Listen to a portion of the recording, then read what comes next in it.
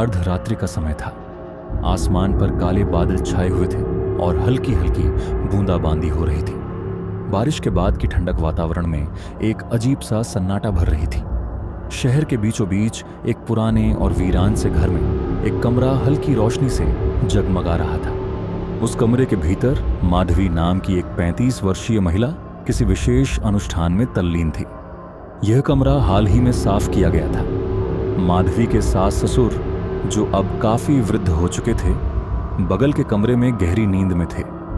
उन्हें बिल्कुल अंदाजा नहीं था कि माधवी इस समय क्या कर रही थी। 3 साल पहले पति को खोने के बाद माधवी ने खुद को इस तरह की तांत्रिक क्रियाओं में लगा लिया था।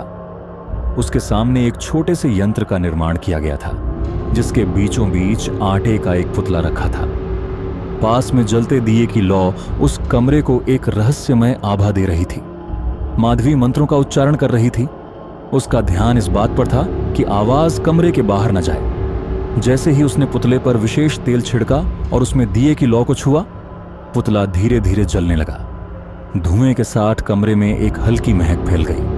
पुतले के जलने के साथ ही दीवार पर एक अजीब सा साया उभर आया।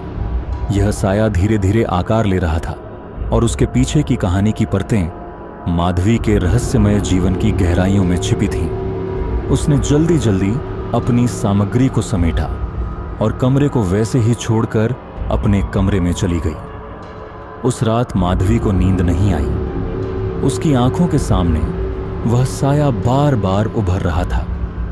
यह रहस्य उसके जीवन में क्या मोड़ लाएगा, यह अभी तक एक अनसुलझा सवाल था।